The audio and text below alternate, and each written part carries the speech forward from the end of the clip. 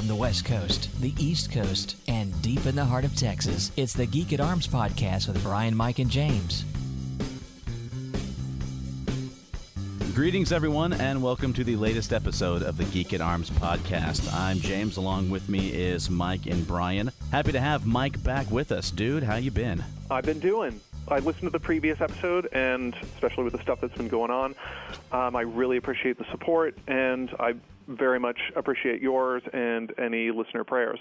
Well, we love you, love your family, and we're glad that you guys are through it and you're back with us. So, without any further ado, I say we jump into Geek Out, and I'm going to go first because I'm particularly excited about what I have been geeking out to recently. What I have been talking about almost every Geek Out, well, not almost, I have been talking about every Geek Out since we started this thing, has been Mass Effect Andromeda. I'm happy to say I'm done with it. Woohoo! I'm done. It's beaten. Every planet is at 100% viability. Our little corner of the new universe is saved. Banners and confetti are thrown in the air. The bad guys are sent running. And I'm just ready to drop my controller like a mic and walk away. Well, spoilers, since the bad guys are running, there's no real need for you playing the storyline now, is there? But it was enjoyable. It was fun. Did it have as an emotional impact as the first trilogy? No, it did not. But I'm glad that I played it all the way through and then I finished it because I'm a completionist. If I start something, I want to finish it, especially if it's part of a greater world that I particularly enjoy, which I do with the Mass Effect universe. Good deal. I am sad to say, and when we touched on this on an earlier episode about the concept of DLCs, is because of the response that Mass Effect has received, didn't make BioWare as much money as they had wished. I really doubt we're going to see any DLCs for it, which I am actually very upset about because in the game, they set up the idea of DLCs so well. The whole concept was these arcs containing different species coming to a new universe. And it's hinted at that there's another arc that was coming from the Milky Way that's still out there, but they're not sending out a distress signal. They're sending out a warning to stay away from their ship. And this new, fantastic, technology-rich planet to explore. And the framework is there. The groundwork is there, but I doubt we're going to see anything happen with it. No, that's too bad. Yeah. Well, hopefully they can do something with at least that thread that's out there if they ever get a reboot on another Mass Effect game. Who knows, maybe that'll even be the standalone for something else.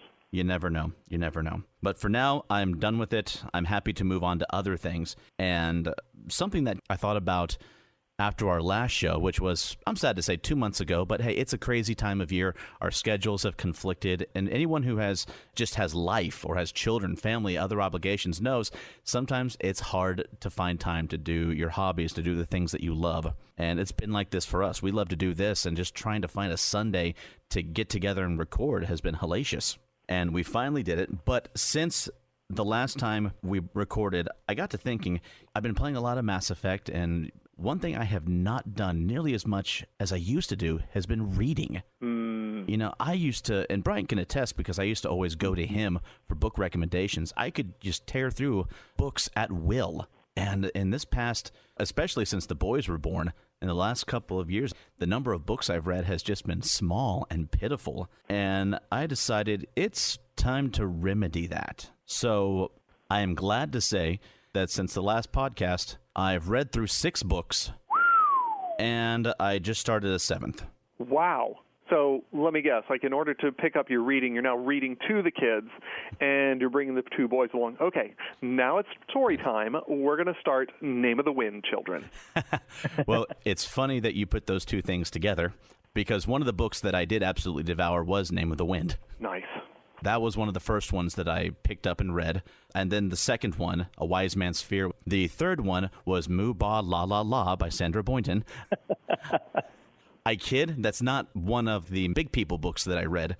But the boys, I am just overjoyed to discover. And we just discovered this about 2 weeks ago. They love it when I read to them. That is something that you can carry through for a good while. Honestly, my kids really didn't understand what it is that I was really into until one day my little 5-year-old walks over to the shelf, points at a book and says, "Daddy, read this to me." She was pointing at my single volume of Lord of the Rings. And I'm like, well, maybe, wait, let's do this first. And so I went to The Hobbit. Good idea.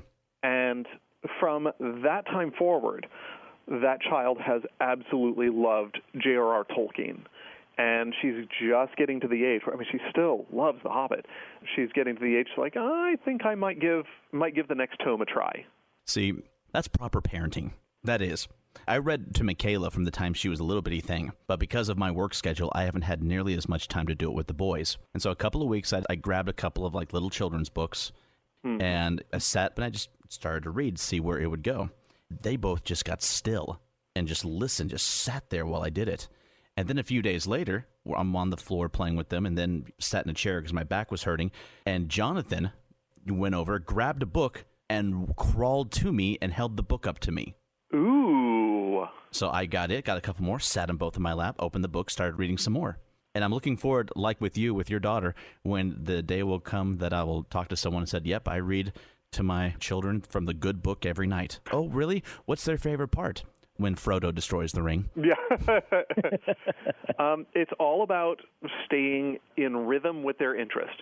Exactly. At this age, it's about exposure and pick up what they're willing to run with. Yeah. Right now, their favorite topics are dinosaurs dancing, barnyard dances, and 3 singing pigs going la la la. But I'm hoping to expand upon that to include other genres and topics. Hold on, I'm making a note. Dinosaur dancing RPG mechanics later. Okay, go. But besides the joy of reading to my children, the books that I have read just for personal edification, I finally got around to finishing the steampunk novel that Jim Butcher of the Dresden Files wrote. I think it was the Aeronauts Windlass. I had started it, then life got busy. It was good, but it didn't quite grab me as much as his Dresden Files books did. But I finally finished that one. And then upon both of your gentlemen's recommendations, I read The Name of the Wind, and then instantly turned right around and got A Wise Man's Fear. Yeah. Do you want to read the third book? When will it be out? That is exactly the question. I do know about the other book that he wrote, same story, but from a different character's perspective. I don't remember that name, but it's... Yes, it was Regard of Ari's Tale. Violent Things. Yes. Yeah. I'm going to pass on that. It's a different... I enjoyed it. Me too. It's a different feel, but I enjoyed it. Fair enough. I'm sure both of you gentlemen are familiar with the Witcher video games, right? Familiar. Right. Not played, but familiar. Okay. They're based on a series of books by a Polish author, and I'm going to butcher this name, Andrzej Sapkowski. The first one was called The Last Wish, and I went ahead and picked that up because I found it in a bookstore for cheap. You could tell from his prose that English is not this gentleman's first language. But regardless of that... So he wrote in English? I think it was translated. But it was okay. Wasn't my cup of tea. I liked the world building, but it just didn't draw me in. After that, I reread one of my favorite books, and that is The Greatest Knight by Elizabeth Chadwick. It's a historical fiction book about Sir William Marshall, English knight of the 12th and 13th century. And I got that because for Father's Day, Joy and the kids got me a Kindle. I've never had an e-reader before, but now that I've got one, it's fantastic. Yeah. I got one of those. It worked great for me for a while until I was so enthusiastic about A Wise Man's Fear that I had Patrick Rothfuss sign it for me, and now it's hard to read anything else over the signature. I hear you. And the reason I reread that book was because I had it in paperback, but they had it on sale on the Kindle for $3. So I was like, yeah, I'm going to get that. I'd love to read that on here. And just because I got hit by the desire, I read through the Lord of the Rings trilogy as well. But that's like eating popcorn to me. I mean, I can devour those just in no time fast. And now, what else was there? I feel like there was something else that I'm forgetting. Anyway, I just started a new book called The Tattered Banner, first book of the Society of the Sword by Duncan Hamilton. All right. Could you give us a little bit about that one? Yes. Let me see here. Here's what's on the flap, or here's what would be on the flap if like you picked it up at a bookstore. In a world where magic is outlawed, ability with the sword is prized above all else. For Soren, this means a chance to live out his dreams. Plucked from a life of privation, he is given a coveted place at the Ostenheim's Academy of Swordsmanship, an opportunity beyond belief. Opportunity is not always what it seems, however, and gifts rarely come without conditions. Soren becomes an unwitting pawn in a game of intrigue and treachery that could cost him not just his dreams, but also his life. The Tattered Banner is the first book of the swashbuckling fantasy trilogy, Society of the Sword. So it's like SCA politics, just, a little more intensified. Kind of. I don't get involved in those type of things, so I would not know. But I honestly don't get involved in the SCA. I know that somebody out there is going to take umbrage at that, but seriously don't. But there was once magic in this universe. There was some war. It's banished. And so now skill with the sword is one of the most prized. People who have skill with the sword are some of the most prized citizens and some of the most worshipped as heroes. And from the descriptions of the duels and the weapons, it seems like rapier fighters are the ones who are the top notch. And so that appealed to me, and I thought it would appeal to you as well, Mike. Yeah, rapier fighting is definitely something that I relate very well to. So absolutely love rapier. Right now, I'm only a few chapters in.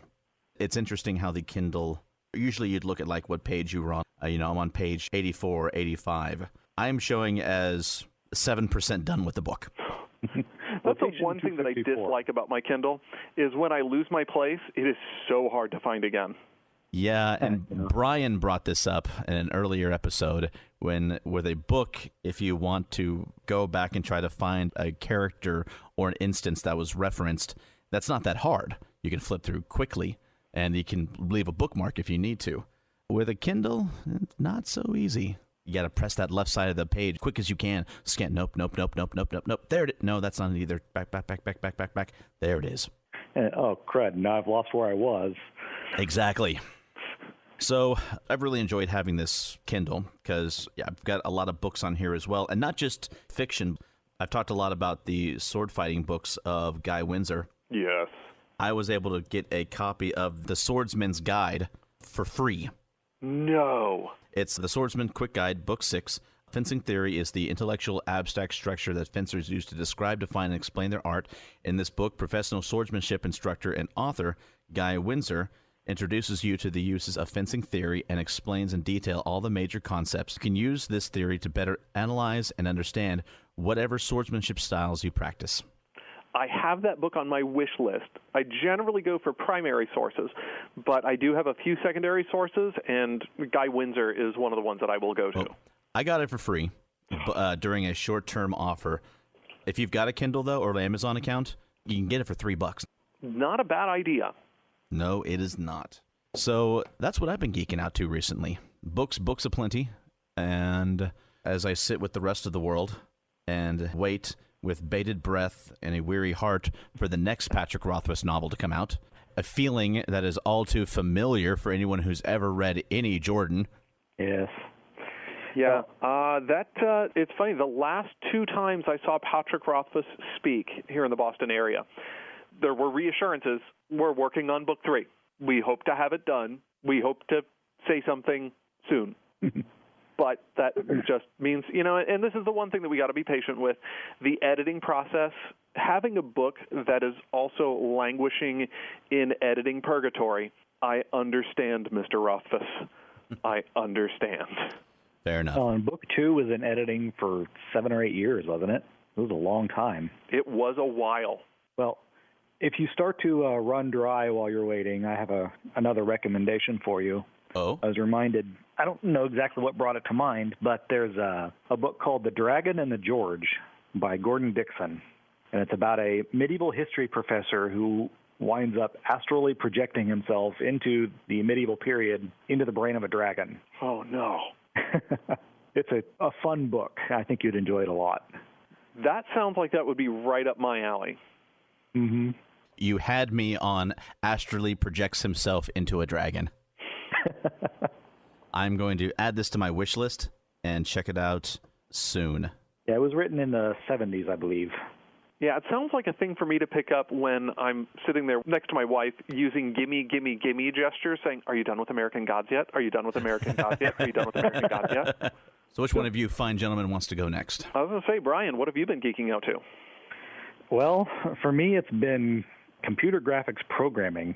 I'm obviously not going to bore the audience with saying exactly what I've been doing because it's extremely esoteric. But I had the opportunity 2 weeks ago, I guess, to go to the SIGGRAPH conference. That's a professional conference about computer graphics and interactive stuff. And I was giving some demos about the software that I use professionally. And so I was just surrounded by the nerdiest people in the world, the people who are actually writing computer graphic software and inventing new techniques for virtual reality or whatever. Unfortunately, since I was doing demos and manning a booth, I didn't actually have the opportunity to go out and experience a lot of the conference. But I did go over to the emerging technologies room where they had this strange gizmo. They put this strap around your head, and it's got these little motors that push on pressure points on your skull. And apparently there's some kind of a weird reflex where if you push on a specific spot on the skull, it will cause you to want to just turn your head. Huh. So there's this guy with this gamepad, Nintendo controller, and he's turning my head back and forth with the controller. It was just a bizarre experience. It was really fascinating. I feel like that Pixar already did this with the movie Ratatouille.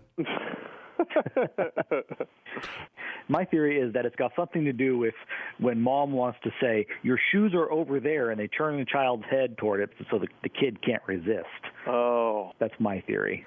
You know, They discovered this by putting a hanger, like a wire coat hanger, on someone's head, and it just made them turn their head. I don't know why they were putting coat hangers on their heads, but there you go. The end game of this is when they want to tell their child, go clean your room, they still sit there. Mom pulls out her smartphone and brings up the iChild app. I want the add-on to this app when you tell them to go clean their room that you can press the other motor that keeps them from rolling their eyes at you. I think that one involves some invasive surgery. Oh, and also, that one costs $1.99 in the App Store. How much is that surgery, did you say? It also clears up your child from randomly spouting ads. Oh, yeah, this is the thing about implantables. Like, once we get to that level, the spyware and malware is going to be awful. Oh, yes. Dad, the computer's not working. And did you know that right now Dell has a special for $3.99? You can get yourself a brand new system. Look, I clear out spam from my work's comment section of the blog every day. If it was Dell, I would be thrilled. Yeah, I was having a conversation about smart contact lenses a while back, and it's like the idea of like having electronics in my eye, like in this contact lens, kind of terrifies me. But I would be willing to have elective surgery on my optic nerve to just inject that right into my brain before I would be willing to have contact lenses. But then you're right. Having the spam just right into my brain like that, that's probably not a good thing. Because I can imagine at that point they're not just having text telling you the keywords about it. Right. You talk about someone with a controller making a person's head turn. Just imagine if you got some malware in your contact lenses or in that implant. I think that I would want to patent eye bleach before we got too far into this technology. We're going to encrypt your optic nerve, pay the ransom before we'll decrypt it, or else you're only going to be looking at our virus from now on. Oh, gosh, and it's that dancing baby from the 90s. Or I'm never going to give you up. Or it's, here's all 7 seasons of Sex and the City, which we're going to put on replay until you pay this much money. I thought, oh, crap, it's in Cantonese. Or worse, oh, man, I didn't get the auditory implant, so all I can do is see it. I can't hear what they're saying. Turn on closed captioning, maybe. All the while people at the board meeting you're attending are wondering why you're crying. Or for the few who know why you're crying. Right. So other than computer graphics and writing about computer graphics and talking to people about computer graphics, that's been kind of consuming my life the last 3 or 4 weeks. Well, the fact that you're talking about computer graphics at a nerd convention and you're at the place where it's the contact, it is sad that you didn't get to go out and see what all the other nerds are presenting. But you were the nerd that other nerds were coming to. So there's something in that. Yeah, next time in town, maybe I'll skip working a booth and actually go out and see the stuff. Yeah, I understand how that works. Working the Ren fairs, I imagine it's something like the same thing. Like, it's great to be able to present what you have, but you really want to see what else is out there. Mm-hmm. So what about you, Mike? What are you geeking out to? There's been a lot that's been going on. Some of the things that you've mentioned in your reading list also hit my reading list, at least some overlap with the authors. I just read the first book of the Dresden Files, and that was a fun vacation read. So very much enjoyed that, did its thing, and was great entertainment reading.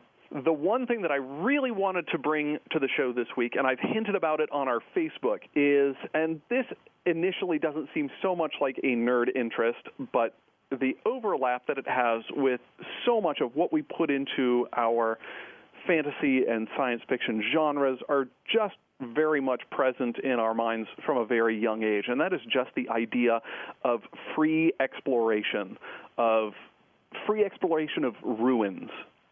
Things that are of trying to piece together what was here and what wasn't here. When we took the kids camping out in one of the islands that's in the Boston Harbor, there are places there that you can camp. And so we set up camp on this island that had the ruins of an old Army base. So the Army came out and developed this island to defend the Boston Harbor. Then once World War II was over, they deactivated a lot of these forts, and trees came up, the place went to ruin. Then came along the 70s, and the Parks Department took over and started not really maintaining, but started to open things up so the public could access this. And so you have this bits of history, and they allow you any place that it's safe to go and do your own little dungeon crawl. You've got these pictures that I've put up. There's one that there's an iron door, and actually probably steel, and it's gone to rust, and I'll post some more of these. I've got my hand on the handle of this door, and into it is just these dark hallways that turn left, turn right, turn any which way, and you can explore the old batteries from some of the mortars or some of the guns that they had to defend the harbor, and it just reminds me so much out of these fantasy dungeon crawls or these exploration games that we would play when you don't know what's around the next corner. Though it's not the same where you have these fantastical creatures, but it is just hearkening to so much that's a part of the genre of what is it that's here, and that newness and that experience, and getting to share that with my kids was just a phenomenal experience. Yeah, your vacation pictures didn't match the vacation pictures that everybody else took on that island. Yeah. I followed some links. I'm like, wow, the stuff that Mike took pictures of doesn't really line up with everyone else. Let me post the rest of them. I'm not going to post the whole family pictures, but yeah, there are plenty more of the Dark Dungeon Crawl stuff. And I only went to the places where, and I'm going to say this, I only went the places where you were allowed to go, that the Parks Department deemed it safe. Mm-hmm. I talked with a ranger, and we shared many stories of people who did not show such good sense, and I hope had really good insurance. I mean, you have steel staircases that have gone to rust and fallen out, and somebody sees there's no staircase, but still there's a pit on the third floor that leads from one end of the hallway or the other. I'm like, you know what? I'll bet you I could jump over that because I'm awesome. Hold my beer. What the ranger said is, and apparently this was, as his friend said, such a Bill thing to do. And I'm thinking that Bill's first name was probably Hospital. He's got his own file over at county, both in the hospital and jail. Yeah, but yeah, I'll post a few more of those because it's a great place with some wonderful places to explore. See, I think two things when I see just even the one picture that you've posted on our Facebook page. One, that looks like a great place to play airsoft. And two, that looks like a great place to do a D&D style LARP. Funny you mentioned that because I was talking with the camp director, and he said that a local group who did Boffer Wars or did Medieval Combat Wars, and the more I talked to him, it sounded like Dagger here had gone out there and had their battles, which is an amazing place because you have the old parade grounds. You have a huge field that's great for field battles, and of course, since LARPing has so many different dimensions that you can explore, it seemed like a great place that a lot of these local groups could take advantage of. And it's state land, so camping is a real thing there. Oh, this would be so much fun to get in and plan out. Wow, that'd be fun. Oh, yeah. So did you find any rooms with treasure chests? It's funny. You talk about treasure exploration, and to some degree there was some of that, in a different dimension than perhaps you're initially thinking.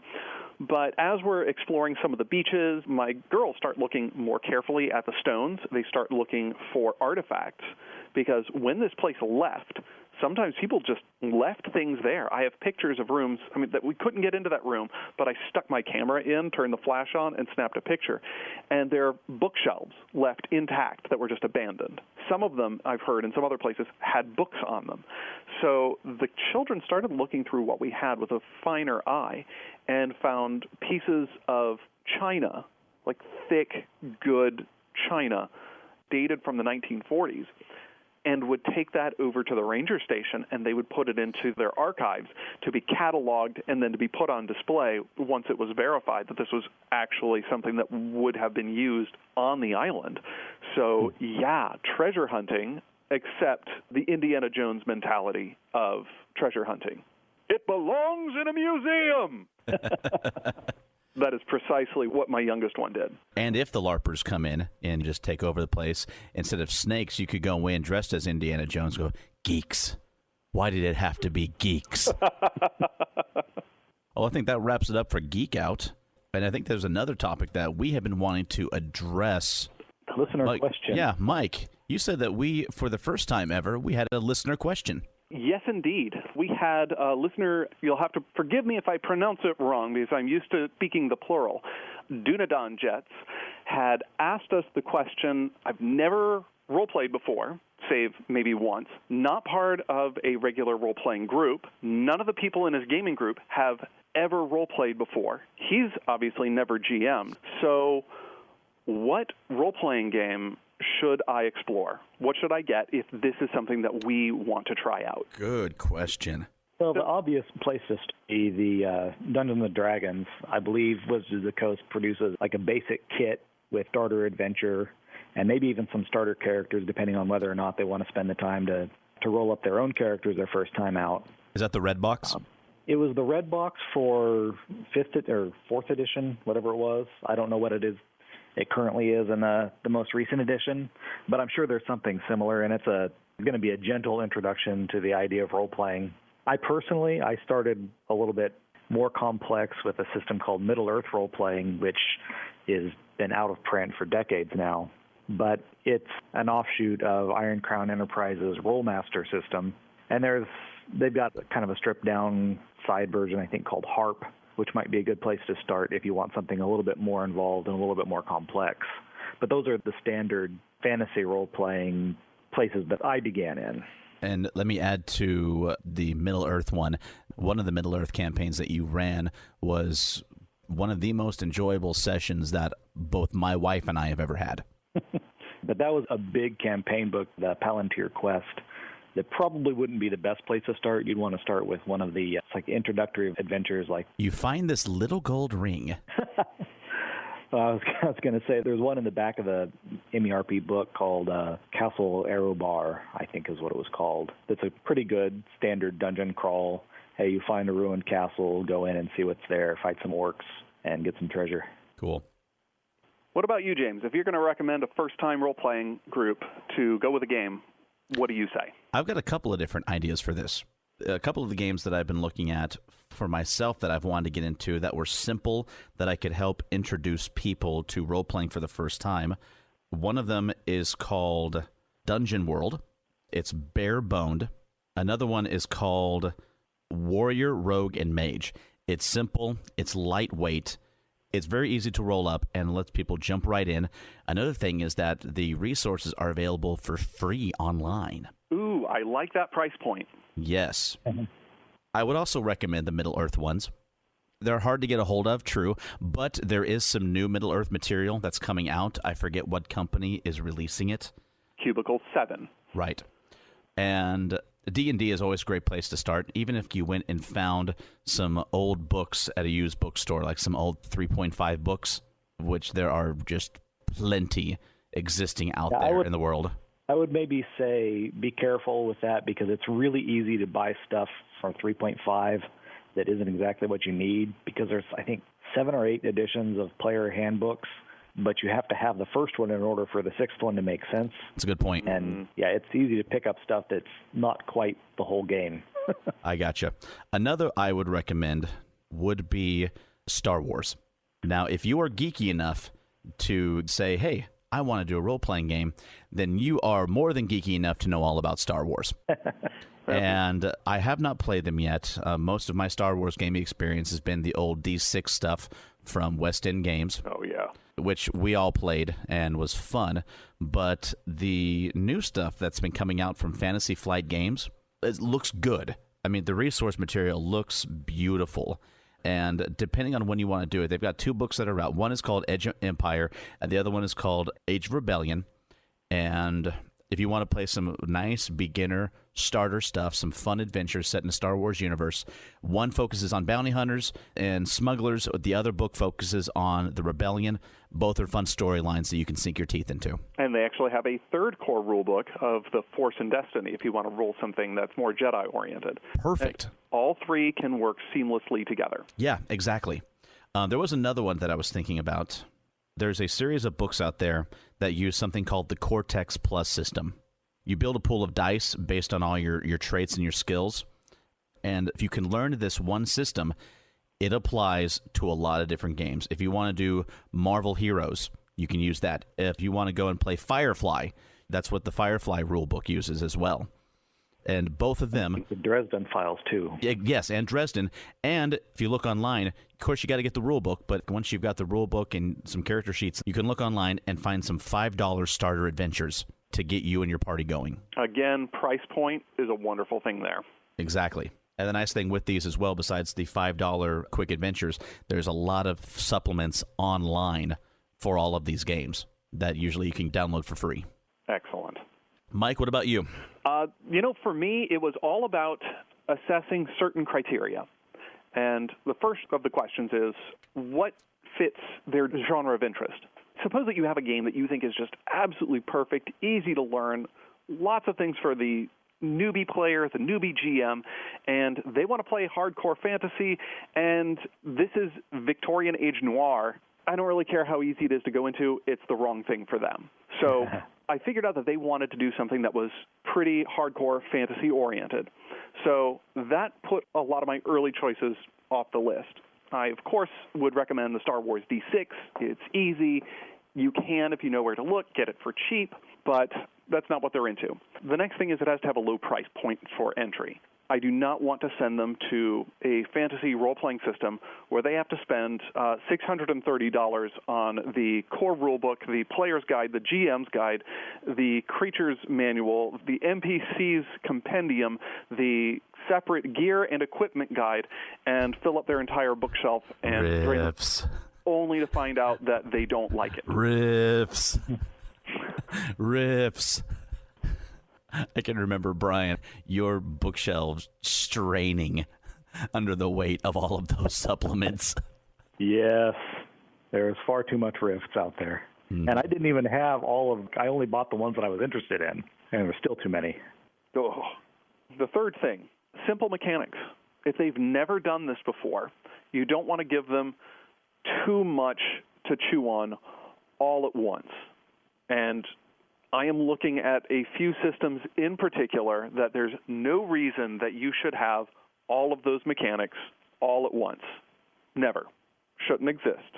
I am a big fan of the games where all you need is a D20 or percentiles or a handful of D10s or D6s.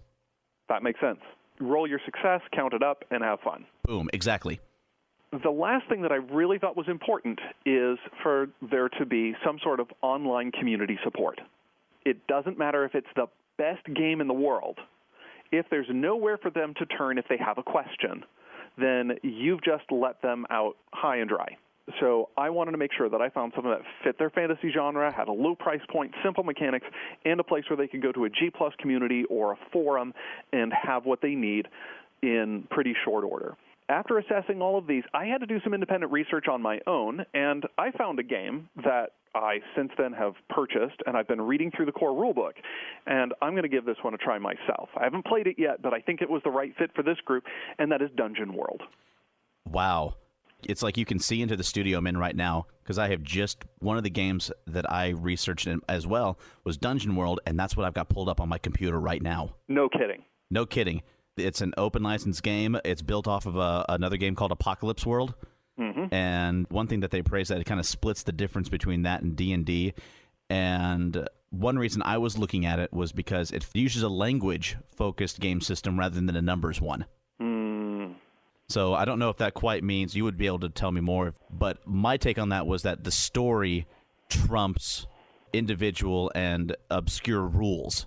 Yes and no. When we talk about language above numbers, from what I'm gathering so far, the GM never makes a die roll. Okay. So what you do and what you choose to do affects the scenery, and there are some things that are story factors, and there are some mechanical triggers that happen in response to what you choose to do. Instead of standard turns and standard rounds, everybody makes moves. And if you say, well, I move to defend this person, you can mechanically affect them, and you will trigger something from the NPCs or from the monsters. If you choose to attack, say, I roll double sixes, because the attack rolls are made with 2d6, and actually all of the move rolls, I believe, thus far, are made with 2d6. And if you roll high enough, you can choose to do damage and then move to safety. Or you can say, I want to roll my damage plus I want to roll an extra 1d6. But because you rolled that extra 1d6, you did the extra damage, you're putting yourself at risk, and now you trigger an attack from one of the orcs you're facing. And the GM doesn't have to make a die roll for that attack. You attack the orc, you opened yourself up to the attack, the orc does 6 damage. Boom, done. I like that. I like the simplicity of it. I like there's no need to do an incredible amount of math to figure out if you hit, how much damage you did, what the effects are. It's just plain, simple, done. And do you know what? If they like this and they want to do something that has finer brushstrokes, great. If they want to move to something that is more nitty-gritty in the mechanical details, great. You provide them a mechanism for easing their way in from the kiddie end of the pool and let them learn how to swim. Cool. Now, one that I did come across first, which I think is a reasonable try it out with somebody who's never done role-playing, is also Fiasco. That allows you to do one evening, one-shots with different scenarios. And every evening you roll up a different scenario to do more role-play. That has almost zero mechanics. Like, you don't make die rolls to attack anything. You do roll some dice at the beginning, and you select those dice to try to shift the mechanics of who has things go poorly, who has things take the status quo, who has super success. But every round you're jockeying to make a grab for one of those pre-rolled die. And also it depends on the temperament of your gaming group and the sensitivities of your gaming group. And I always want to remain open to the sensitivities of those that are at the table. Some of these scenarios should be modified, especially if you're playing with younger players. I don't remember all of them, but there were a couple that we thought, it's a little bit more than innuendo there, so let's scratch that out and change that to something else. But that, I think, also provides, depending on the sensitivities of the people at the table, an easy way to understand what role-playing is, even without the mechanics. But that's just... On that topic, something that I've seen happen with new role-playing groups is people don't really have a strong idea of what everybody else at the table is comfortable with. Mm-hmm. And it's not uncommon to have, one or two players is just going to go wild, say, hey, I can do anything, I can say anything, I can really cut loose and do all the things that I couldn't do in real life. And that can make other players uncomfortable. And so any new group, particularly with people who have never played before, it's a good idea to have a conversation about what are our boundaries and how can we signal to one another that this situation is making me uncomfortable. Yeah. Mm-hmm. Absolutely. Yeah. That is a common theme in role-playing groups.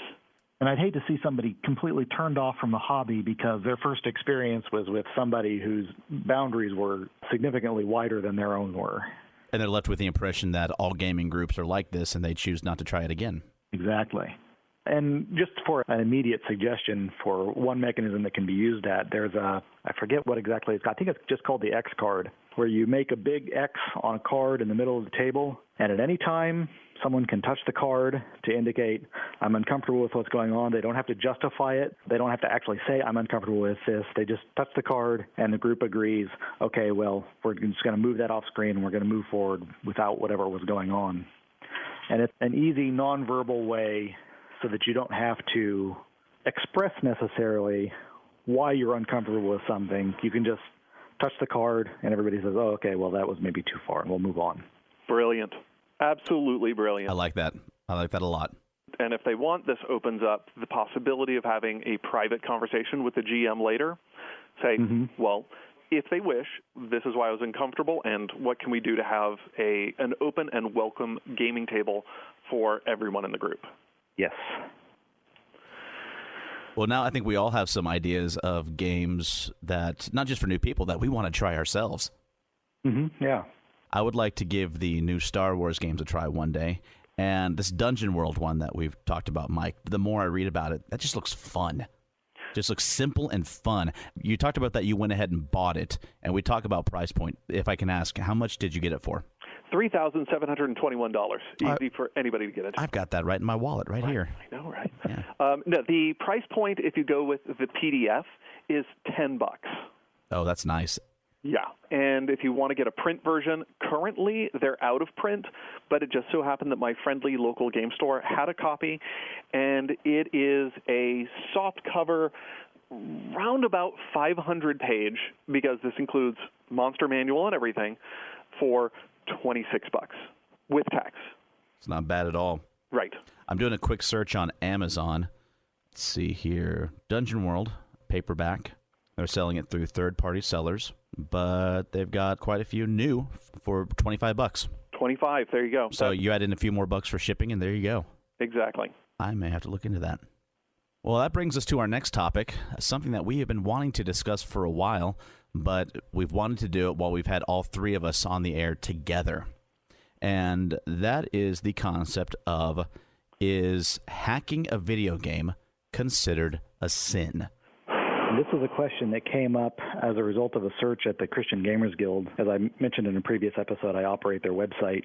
I didn't get any context. The query was just, is hacking a video game a sin for Christianity?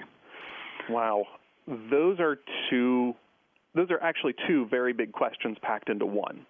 And part of this is there is a specific branch of theology called hamartology, which asks the question, what is sin? So I think that before you even begin, is X a sin, you really have to ask the question, well, what is sin? And we all get the impression that that is something that we're not supposed to do. We have general ideas as to what this is, but let's get specific. And I could probably spend about 3,000 pages getting specific, but we don't have that time here.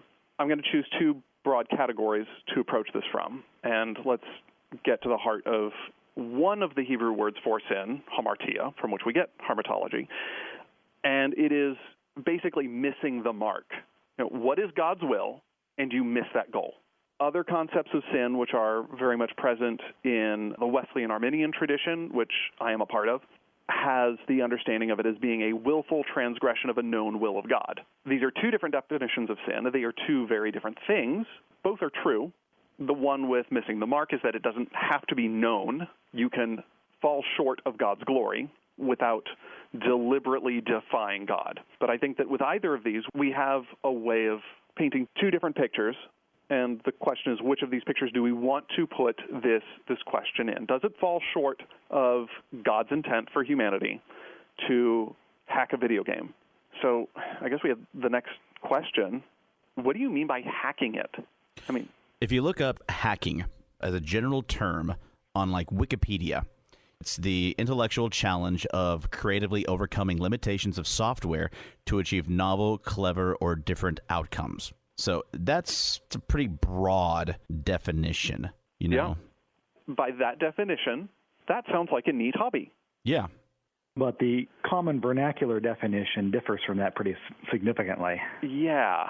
Did you have any sense as to what the person meant? I mean, were they trying to overcome, when you talk about overcome limitations, are these copyright limitations? Is this copy protection that we're overcoming for the purposes of distribution? Well, as I said, the only thing that I had was a search query. So I didn't have any idea about the motivation or intent of this person who was doing the search. Because I could see somebody using hacking to say, oh, look here, I'm going to take Mario sprites and I'm going to replace it with Princess Peach sprites. Now it's Super Princess Peach Sisters. I mean, that's fantastic. Let me throw some context onto this as a whole. Sure.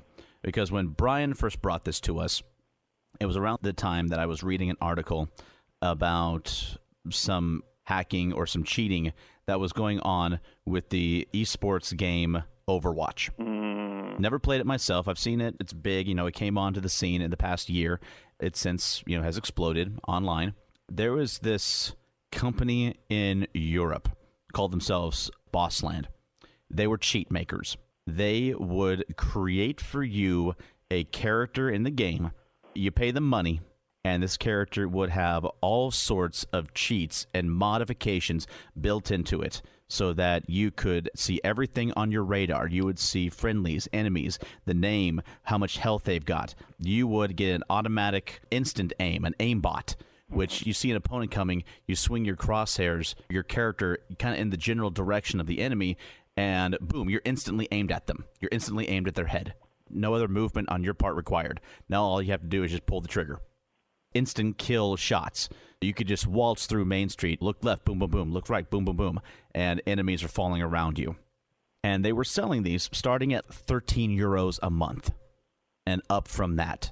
Wow. So you could buy this. I don't understand exactly how, but you could insert it into the game, and suddenly you're beating people who have put hundreds and hundreds of hours playing this game. Okay, so you can be a little twerp. You can be a jerk. Exactly. Now, in this case, one, you're going against the intentions of the creators who just wanted to create a clear and level playing field where skill would be what determines the outcome. You are causing a negative experience for the people that you are playing with.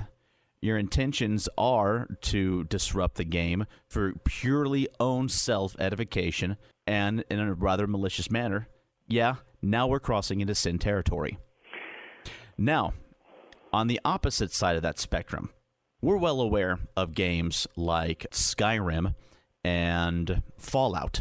I myself have logged probably a couple of 100 hours of playing on these two separate games. From the latest Skyrim and on Fallout 3 and Fallout 4. Now, there is a rich and vibrant modding community for these games out there. You talked about, someone wanting to change a couple of lines of code and change Super Mario to Princess Peach. We've taken that to the latest technological degree. Say that you want the dragons that come at you in Skyrim to look like Smaug from Lord of the Rings. Yes, I do. I want that. I want that very badly. Now that you mentioned. We all do. And now someone has made a mod for that.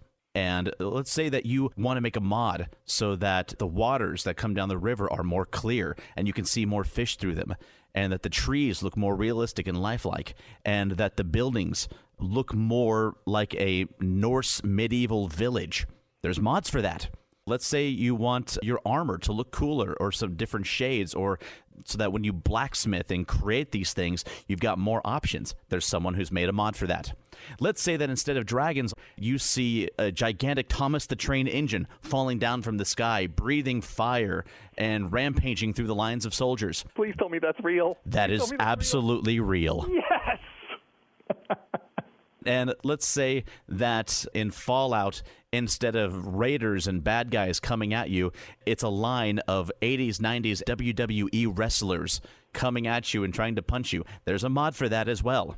And it goes from the silly to the practical, just from wanting to insert weird, crazy things into the game to just making the game look even more beautiful and crisp. And even people who have added whole new storylines to the game new characters, even with voice acting. And they're not trying to break it. They're not trying to do anything, as we said, malicious. They're trying to add to the experience as a whole. No, that's not a sin. This is just adding more fun. And with that intent and with those actions, I don't think that's a sin at all.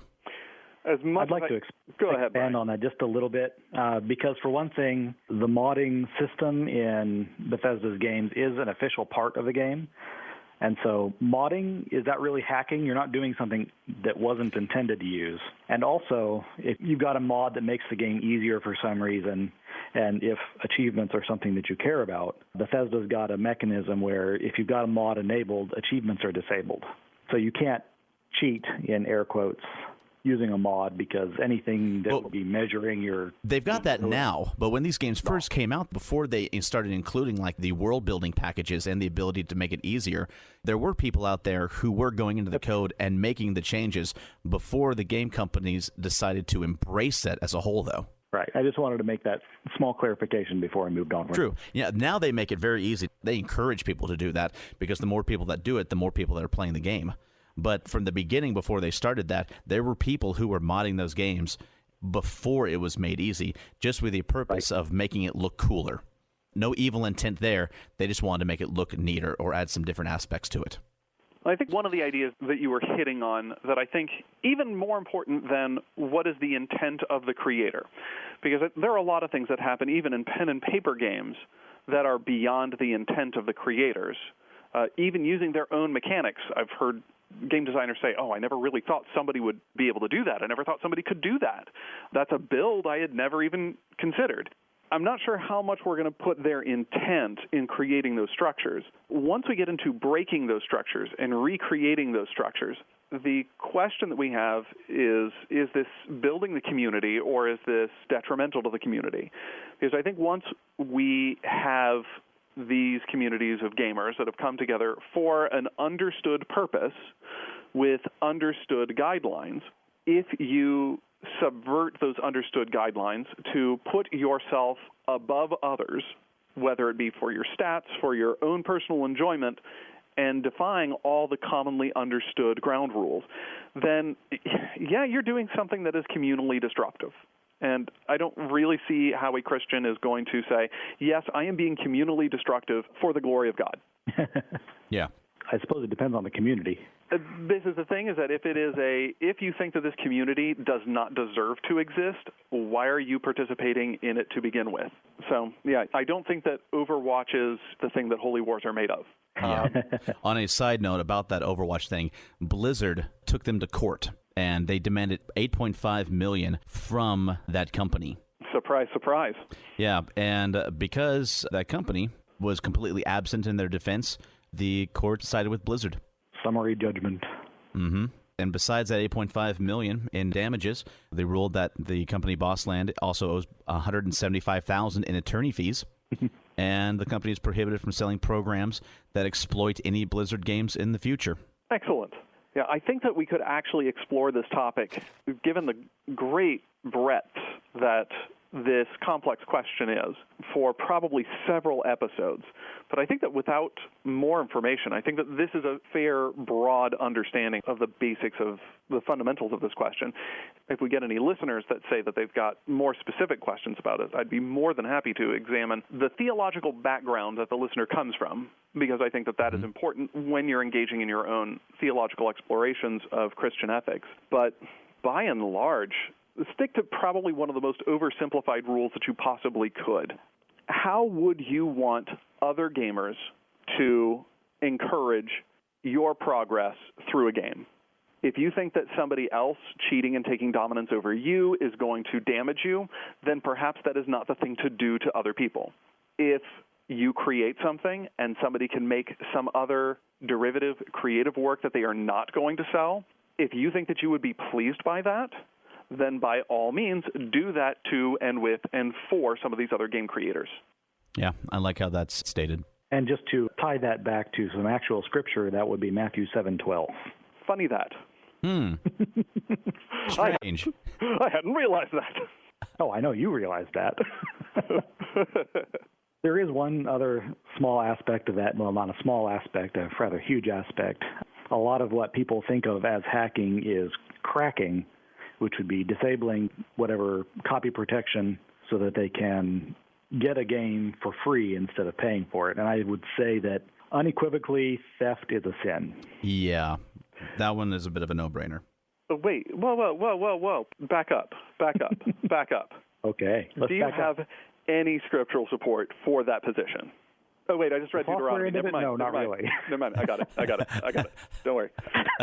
I just found a stone tablet sitting here. Never mind. Yeah. There's an old man who just crawled down from a mountain, tapping you on the shoulder, looking a little perturbed. Here's the first He's thing. like, I've written it down once. I ain't doing it again. That's the thing, is that I don't think that you're going to find any podcasting group or any gaming group that's going to tell you that, yes, in defiance of federal law, yes, you should be stealing copyrighted works. And that's a great way, A, to get your podcast shut down. Besides that, you are going to find people that want to nitpick this and say, well, I'm not stealing anything, because theft requires the acquisition of a good on my end and the loss of a good on their end. I'm just, getting a copy of it, and I'm not taking it away from anybody else. But when you're defeating these copyright, it has been shown over and over and over again, particularly in the music industry, that when you have unchecked sharing, the profits of the music industry go down. If you have the unchecked sharing of hacked games, the revenue stream of games and gaming industries go down. It does have a marked effect, and as much as you might even justify this by saying, well, some of these bigger companies are evil, some of the music companies have an unjust system, great, that's fine. That's a wonderful position to support, that the structures within that system are unjust. That is not logically connected to your acquisition of an ill-gotten gain. And speaking as a computer graphics artist, I really like to get paid for my work. Yeah, so if you want Brian to get his paycheck, don't hack the games he works on, please. Or if you do, add Thomas the Train. Yeah, no doubt. Right, have we pretty well covered that one? It sounds like it. I'm going to claim exhaustion on my end. Okay, then why don't we roll this over to the zombie apocalypse plan of the week? Let's. Yeah, I'm actually kind of troubled by you guys. In the last 2 episodes, you've gone huge into buying and building a bunker.